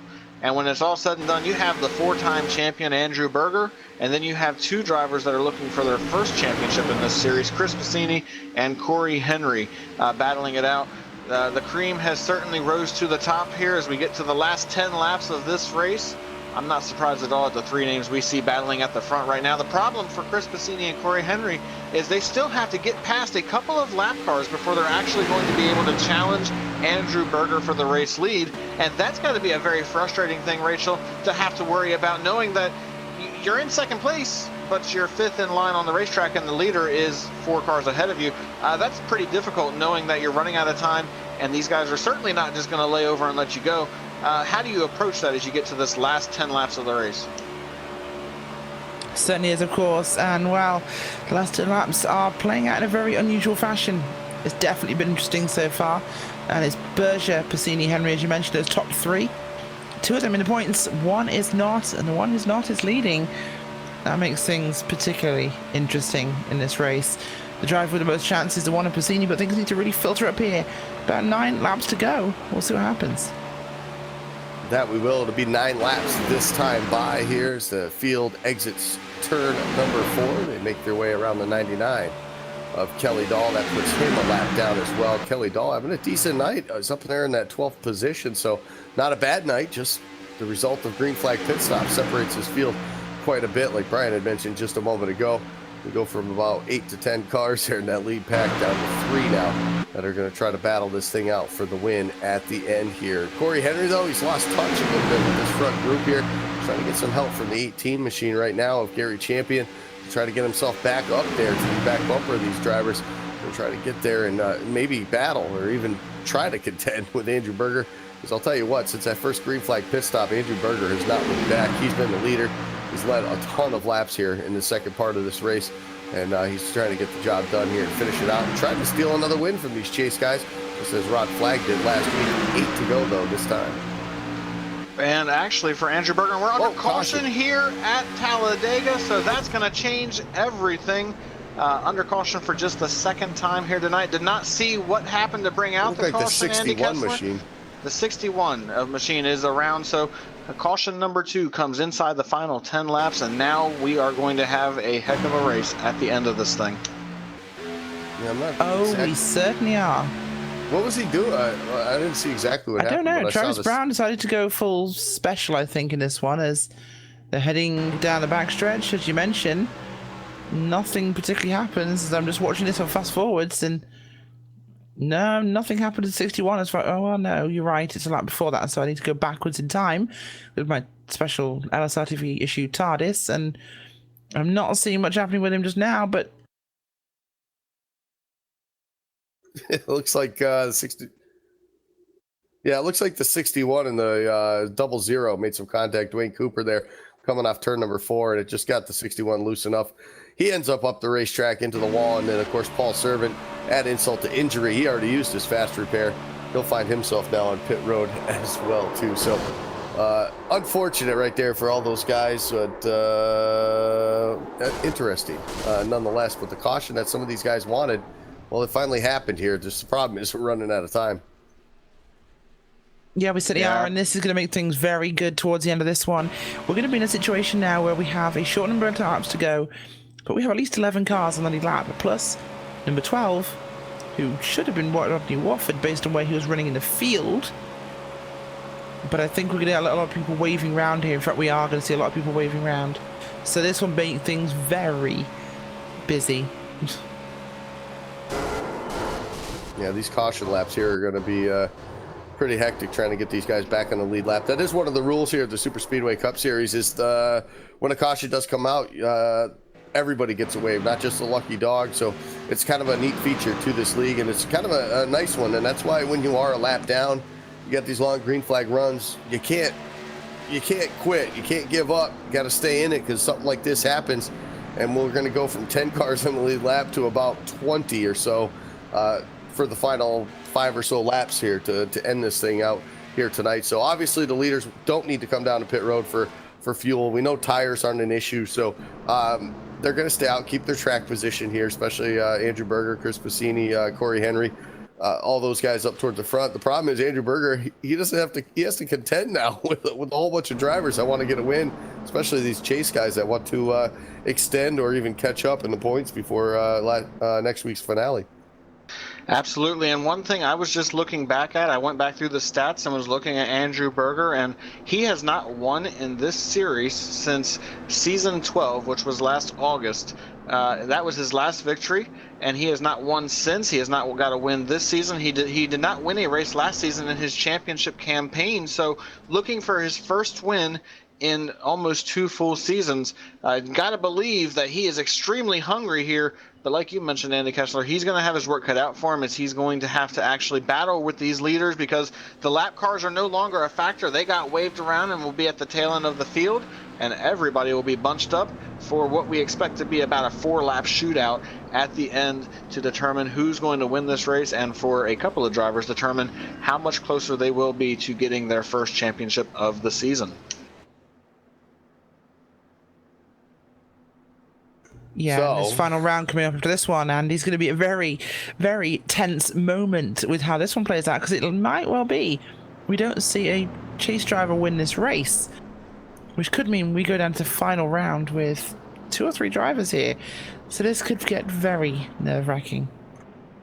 Oh, it absolutely could. I mean, this gives Wofford a chance to, get back up in here and basically stop the bleeding. Instead of losing, 15 points or so that he could have lost, he can try to gain some of these spots back and get back up in there. I mean, obviously, we have to remember, too, though, inside 5 laps to go, we get a caution, it's over. So they have to keep that in their mind as well, too. They got to be aggressive. They got to get as many spots as they possibly can. but they have to hope that there isn't another caution, because that could then stop their threat or their move to the front too as well. Brandon Chaburko, one of those guys as well, currently lined up 7th here for that driver, the number 22. So that's good for him to get back into this. Rod Flagg as well, who we saw had to check up for an incident coming off turn 2 about 15 or so laps ago. He fell out of contention. He's now back in it in 6th here. So last week's winner has an opportunity to pull something out here tonight too before this thing's all said and done. Lap 89 is going to get complete here under the caution flag. It will give us 5 laps left to go here at Talladega here. 250 miles, guys, and it comes down to this, a little shootout at the end. Absolutely. It comes down to about 8 3/4 of a mile, or 8 3/4 miles is what they're going to have to run under green in order to settle this thing. And one other driver that's breathing a slight sigh of relief, although he's still going to have an uphill battle, is Rodney Walford, trying to stay in the championship hunt. He came into tonight with a 6-point disadvantage to the points leader, that is Corey Henry, coming in, and 3 points back for Chris Passini. So he's going to still lose some ground unless he can get a lucky break here on this last little run, as the 2 front runners currently sit 2nd and 3rd on the racetrack. So he's certainly going to have an uphill battle.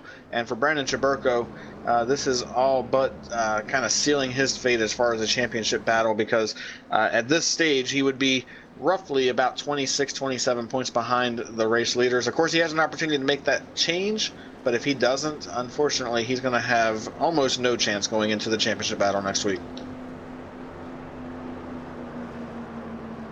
Yes, it is. And while the championship battle has been something we've been keeping our eyes on, and something we do need to stress, but well, this is going to be what, 3 laps restart we're going to see? We'll come back next time by Andy, so he's going to be on.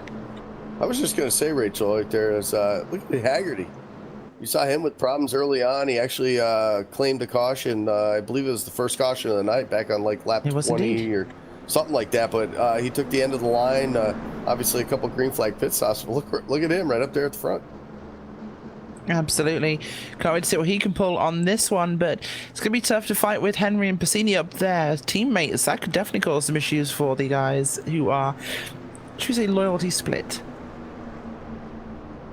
That's going to be a lot of fun to watch here, these final laps. I love these final little sprints to the end, Brian. When you're talking about, I mean, I like them at all tracks, but a super speedways, man, they're so exciting because so much can happen. This is where we're going to see guys try 3 wide. We're going to see guys try 4 wide. I mean, this is what it comes down to, and this is a really cool way to end these types of races. Of course, not everybody wanted it to end this way, but at the same time, this is probably the most exciting way you can end a super speedway race.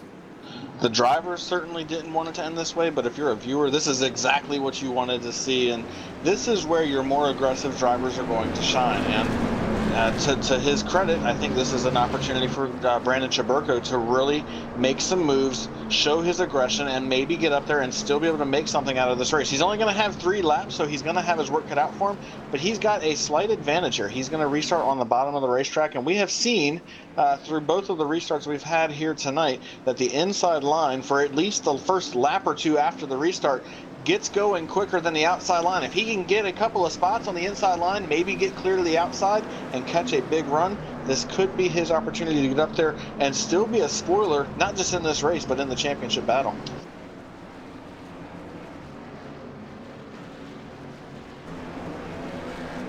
Oh, I'm loving this, Rachel. I'm loving this. Getting exciting. 3 laps to go, and I'm glad I'm a viewer of this. I'm glad I'm not in one of those cars. These guys got to be pretty nervous. Well, as sick as I feel tonight, I'm glad I'm here for this one, because I am on the edge of my seat for this final restart and what's going to happen tonight, because this is going to make this final round all the sweeter next week. It absolutely is. You look at Chris Passini, who right now currently ahead by 1 position over Corey Henry. That'd give him an extra point in the standings. That'll bring it even closer to about 2 points. That means next week's race is going to be not one you're going to want to miss here on LSRTV. So we get set for this final restart of the night. It may not be our last yellow flag, but it's definitely our final restart of the night here. 91 laps are complete this time by 3 laps to get it settled here at Talladega. Green flag will wave, and a good jump by both lines here. Berger, he'll step out about half a car length advantage. Not by much though. Both lanes packed up pretty nice here. Rod Flagg on the outside as well too. He's trying to get to the back bumper. Jared Haggerty, who finds himself in a prime position here to steal the win out of this one tonight. Bottom side, though, a little bit more grouped up as they work their way through 1 and 2. Berger will have the advantage off turn 2. Everybody is pushing right now. They know they are almost out of time. 2.5 laps left here at Talladega to decide who's going to win. Will it be Andrew Berger, who has not won since season 12, or will it be one of the other drivers up here that's battling? Corey Henry is right on the back bumper of him. What other way to move into the final race of the season as the points leader than to go out there and try to win it? He's got a big run here off turn 4. Now it's a matter of when does he make that move. He doesn't have the help to go to the outside to try to pass Berger now, but he's got the speed in the car. So if he can time that run perfectly, he might be able to do it. 2 laps to go here at Talladega. Piscini on the outside needs Haggerty to push him hard. Needs Chaburko to want to make a move here as well on 93. But we got into the last lap. But next time across the stripe, and it's time to start thinking about that move, guys. Up comes 76 here. Scott Warren, will he go to the front? 3 cars on the outside now. They're going to push forwards here. A huge run now down the back straightaway. They'll stall out when they get to turn number 3. But that's a good start as they come to get the white flag this next time by here. And Andrew Berger trying to hold serve on the bottom side. Corey Henry right on his back bumper, trying to keep him up to the front. He wants to finish ahead of Chris Piscini. He wants an extra point heading into next week's finale. Scott Warren, Chris Piscini, a little bit of a gap's going to set him back now. White flag in the air. White flag for Andrew Berger. He's looking to get it done. 2.66 miles to go. When will Corey Henry make the move, and how will he make it? And then you have the wild card of Brandon Chaburko, who's right on the back bumper of him, trying to make it happen. They come off turn 2 for the final time. Berger is trying to hang on. He's got a big run now coming from the 76 on the outside line, but Berger's got the advantage as they head to 3. So he does, and they're going to come into the third corner now. Going to pass this one off to Andy Kessler to finish us up. Andy, take it away. Andrew Berger trying to hang on to it, the outside line, no momentum. Chaburko to the bottom, spinner behind him. To the outside goes Corey Henry. No help though as Warren jumps to the outside. Now Chaburko to the inside. He's going to get around the 12, but Andrew Berger will cross the finish line first and win here at Talladega. And he'll pick up his 8th career win in the Superspeedway Cup Series. And it's been all the way since August of 2016 since he's seen victory lane, and he'll get it done here tonight. And he plays spoiler to the chase contenders. Brandon Chaburko with a fantastic finish there. He's not going to get the miracle he needed, but he definitely able to gain a couple of points on these guys as he was able to fight back and come home second here tonight. With Corey Henry rounding out your top 3. He will be the top. He will continue to take his points lead now into the season finale next week. A fantastic race nonetheless, but I'll tell you what, since about the halfway point, Andrew Berger has not looked back. He has basically dominated this race from that point on.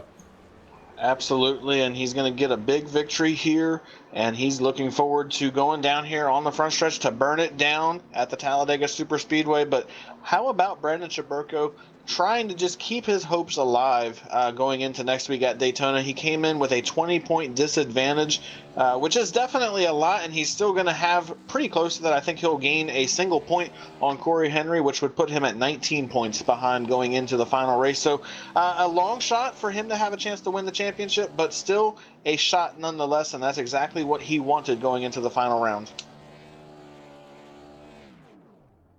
That it was, in a fantastic race, obviously, here at Superspeedway Cup Series. Week in and week out, these guys put on a fantastic show at these plate tracks, and tonight was no exception to that. Let's take a look at the LSRTV full field rundown as they finished here tonight. And 250 miles later, you can call Andrew Berger a winner one more time in the Superspeedway Cup Series. It was his 8th career win, his last one coming back here in August of 2016, right here at Talladega as well. Brandon Chaburko fights back for a hard second place finish. Third goes to Corey Henry. Rod Flagg, after backing up last week's win, he'll finish a 4th here in this one. Scott Warren, he'll round out the top 5, while Chris Piscini will lose a couple spots here at the end. He'll finish 6th. Haggerty will finish in the 7th spot. 8th goes to Robert Groover. Harry Tiller, after problems early on and having to fight back from a lap down, he'll finish 9th. And Glenn Hitter, a fantastic run for him, he'll finish 10th. In the 11th position tonight, Kelly Dahl coming home with an incredible run for him. Daniel Holloway will finish in the 12th position. Then we have Rodney Walford, the lowest of our remaining 4 championship drivers. He will come home in the 13th position. Didn't get the run he was looking for here tonight. Dana Osborne will finish 14th. Then we have Dan Harrington finishing 15th. Ramon Evans will finish 16th. Then we have Dwayne Cooper and Travis Brown 17th and 18th. Travis was the last car to finish on the lead lap here tonight. Then in 19th, Ray Rittenauer. He was our pole sitter. Just did not have the night he was looking for. He comes home 19th. And then Gary Champion will round out the top 20. Final drivers in your field tonight, they are coming home in 21st place, Zach Hale, with Jason Kinzer in 22nd, Justin Levine in 23rd, Paul Savant, Michael Cozy Jr., Mike Thiel, and David Loomis. So that's your full field rundown here tonight. 27 cars made the show here tonight from Talladega. The Superspeedway Cup Series will be done here for Talladega for this season, until next season. But we still have one race to settle the championship. That'll come down next Friday night right here on LSRTV as well. We'll take a moment here to step aside, and when we come back, we'll talk to our top 3 finishers as they finish tonight, including a victory lane trip for Andrew Berger as well. It's been the Superspeedway Cup Series from Talladega right here on LSRTV. We'll be back right after this.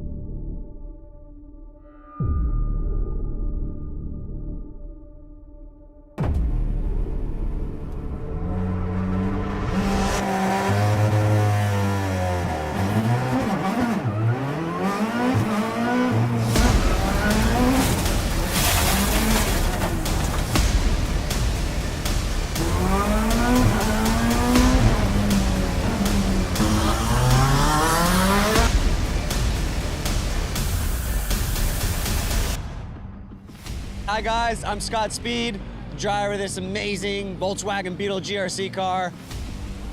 I got good news for the iRacing fam. We got this coming in. I'm currently working on it myself personally to make sure that it is as accurate as possible. With the addition of dirt and now this mean car, it is gonna be so fun. And it's gonna be available free to all the iRacing members. Personally, I can't wait to get out there and race you guys on it.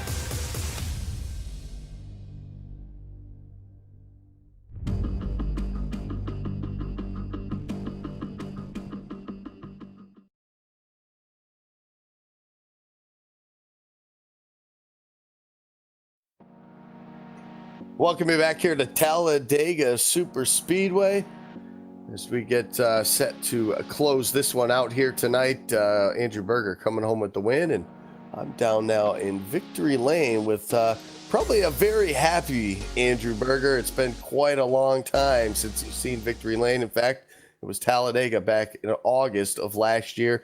Andrew, congratulations. I know it's been a while coming. Not quite the chase you wanted. Didn't make it into this final round, but not a bad way to end the season here, or close to the end of the season, picking up a victory here and stealing some of the thunder away from these chase guys. Yeah, thanks, Andy. Yeah, like you said, I mean, it's been a long time coming. This season wasn't what 2014 wanted, but hey, we're going to finish off the season strong, pulled out a victory here, and got one more week left, and we're going to try to get one there too. But now I got to thank Brandon there for pushing me to the line. I thought Corey might get me, but held off there and sealed the victory. It's kind of an exciting race. Obviously, a couple green flag pit stops for you guys. Green flag pit stops always shake things up. Obviously, it's so easy to make a mistake, slide through your box. We actually saw you do that in the final stop. It obviously didn't cost you much. You were still able to come out as the race leader. So how, as a driver, how intense is that, especially when you're coming down to what could be the final stop of the night and knowing that that one simple mistake could really end it for you guys? It obviously didn't here tonight, but knowing that when you come down for these pit stops, that's gotta be pretty nerve-wracking. Oh yeah, definitely. Yeah, I mean, we usually thrive when there's long green flag runs and there's a pit stop. That's always been my bread and butter in this league, and tonight showed it. I mean, yeah, I messed up that last stop. I thought I blew it all, but caught an audible. I was going to take some tires, but had to not take those and just take fuel, and it worked out. Saved my race there. So, and then Dan picked me up. Harrington pushed me to keep me out of front. So, got to thank him as well. But no, I mean, these guys worked on the car and just kept it going. And yeah, I mean, it's great to be back in victory lane. And too bad we're not racing for that chase this year. Could have, just like Gordon, can't get that 5th championship, but maybe next season. Yeah, there's always next season. Come on. I mean, you guys been around. Obviously, you're the all-time winningest driver as far as championships with 4. Only looks like I think it's only one other driver with 2. So obviously, these things are hard to win. We know how it is at restrictor plate races. You come here tonight, 27 guys had an opportunity to win these things. Just winning a race is tough. Never mind a championship. You've been able to do that 4 times now. So it's obviously it's a tough thing to accomplish. You were able to do that this season, not so much, but it's good to get a victory here before this season is over. Nonetheless, Andrew, big congratulations. We'll give you this opportunity if you missed anybody to give them a shout out or thank anybody for this one. Sure, yeah, I just got to thank Rod for continuing doing all the work that he does and time and effort and money that he continues to pour into this. Got just huge thanks to him as always, all that he does for this league. And of course, you guys, LSRTV, thank you for the great broadcast that you guys promote us with. Yeah, I have to say we're probably the cream of the crop at the top of the Superspeedway Cup guys, and I just love racing with these guys. It's the best of the best, and yeah, to get one of these victories is sweet. So yeah, just gotta thank all the guys that helped me tonight. Corey, Chris, all the guys that were racing, Brandon, just kept going, staying out front. So yeah, it was a fun race. Thanks, guys. There you have it. Big winner here, Andrew Berger, 4-time champion. Won't be the champion this season, but nonetheless, he gets a victory, gets himself in victory lane before the season is all said and done. One of those guys, though, fighting for a championship here. Didn't look so good for him, Brian, about midway through this race, but that final caution with about 10 to go, it really helped out Brandon Chaburko, who you caught up with on pit road. Yeah, I've caught up with Brandon Chaburko. He finishes second here tonight. Brandon, at one point, you were well out of the lead pack. Didn't look like you were going to have much of a chance, but a late caution put you back in position, and you come home with a second-place finish. Take us through your night here. Oh man, this night was kind of crazy. Initially it was okay about the first, third half of the race, somewhere around there it was okay, and then got into a little tussle with Rodney. He told me he was checking up on TeamSpeak, and by the time it went over TeamSpeak and kind of registered in my brain, it was way too late. Everything's kind of happening obviously so fast, going 200 miles an hour on a plate track. I had no idea from looking in front of me that he was checking up. So apologies out to Rodney. I've raced with him for years in this league and have the utmost respect for him, so I hate that I took him out. That's about all I got.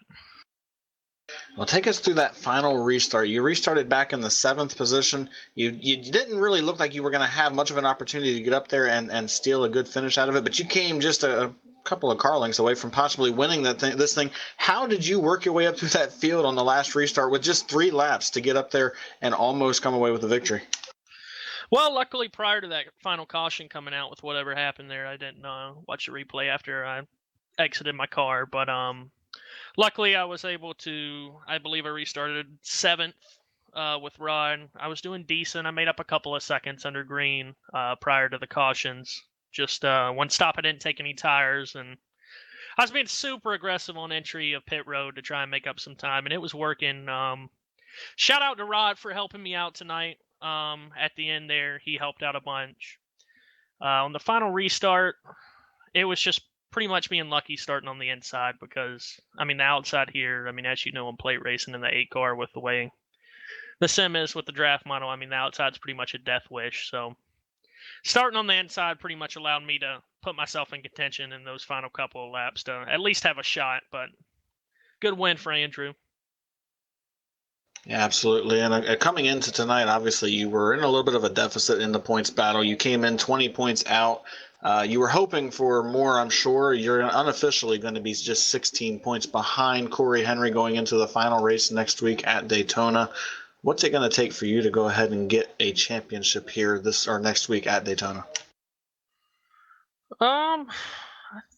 Is next week the last race? I don't know. I thought we had 3 more. Might be last week. I don't know.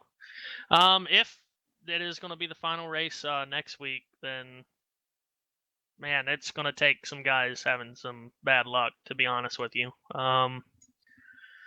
It's going to be very tough to make up a deficit of 16 points with these guys. Corey, Chris, and Rodney are all hella drivers. That's how they made it to where they've, made it at the end here. So it's going to be tough to make up 16 points in one race if that's going to be the case, if it's the final race. I'm actually wasn't sure that was the final race. But yeah, it's going to be super difficult to make that up. Yeah, indeed, it is the final race next week at Daytona. You're going to run 100 laps under the lights, and the championship will be crowned next week at Daytona. But before we let you go, Brandon, just want to give you a chance to say thank you to your sponsors and say hello to any friends or family who makes it happen for you on the 22 machine. Oh, yeah, I got to thank Chris Fassini for painting up the 22 Omnicraft machine that you guys see on the broadcast. Looks very good. Probably one of the first guys to roll that out. So big ups to Chris on painting that for me. And everybody working for me tonight, Rod, Chris, Rodney, Corey, all those guys for working with me tonight. And just once again, apologies to Rodney. Like I said, I have utmost respect for the guy. I've been racing with him for years, and I hate to take him out like that, especially in these circumstances of racing for a championship. All right, Brandon, well, congrats on your good finish here tonight, and good luck next week in the championship battle. All right, thank you, Brian. No problem. That was your second place finisher, Brandon Chaburko. He's 16 points behind moving into the final race of the season. And now, Andy Kessler, you're catching up with a guy that he's going to be chasing next week at Daytona. He finished third here tonight, and you've caught up with Corey Henry. That's right. I'm down here on pit road with our championship leader still. Corey Henry came into the night 3 points ahead of Chris Passini, but he's going to head into the season finale next week, 10 points now ahead of Chris Passini. Corey, congratulations first off on the third place finish here tonight. You guys were up front majority of the night. Came down to that final little restart there, though. You were able to break yourself free of Chris Passini there and finish a couple spots ahead of him. And it's going to give you a slight advantage heading into next week. Yeah, we had another consistent night, stayed up front. It was really hard to pass on the outside unless you had a lot of cars lined up. So unfortunately, Chris started in second out on the outside, and he just dropped like a rock. I hated to see him fall back because he was up front there with us the entire race. I think Chubbs kind of made a point that it was all down to who started on the inside line on that final restart. And we give her all we had. We pushed Andrew as much as we could to try to get clear of the top lane, and we finally did coming off of turn 4, coming to the checkered. I thought Scott Warren may have helped me get to the win, but unfortunately he took us 3 wide, and it was like opening a parachute after that point. But yeah, we'll take the top 3. Glad to have a 10-point lead, but it's going to be crazy heading into next week. It's still anybody's game. I think it's down to me, Chris, Chubbs, and Rodney. But we've got the advantage, so I can't complain. We're really happy with that. Yeah, you have your league leading 10th top 5 so far this season. Still have yet to see victory lane, though. Obviously running up front, getting all those top 5s. I mean, the wins are going to come, but at the same time, it just goes to show you don't need to win to get a championship either. Consistent finishes week after week, but Superspeedway racing and consistent finishes usually doesn't add up. What's been the key this year so far for you guys? Yeah, it's we've had insane luck. Knock on wood. We got 1 race to go. Hopefully we can maintain the momentum. Really, we've had some trouble here and there throughout the season. It's just been surviving with that final reset, kind of taking your time and making the right moves. And honestly, I rode in the back a majority of the season up until like the last 20 laps, just trying to miss all the chaos. But these last 2 weeks, I'm surprised. It's been really green flag racing. We've had green flag pit stops, and that's really where DHI shines. Andrew really beat us out every time we came to green flag pit stop. We was always chasing him down. But as a group, me, Chris, and Rodney, we get on and off pit road better than anybody except Andrew tonight.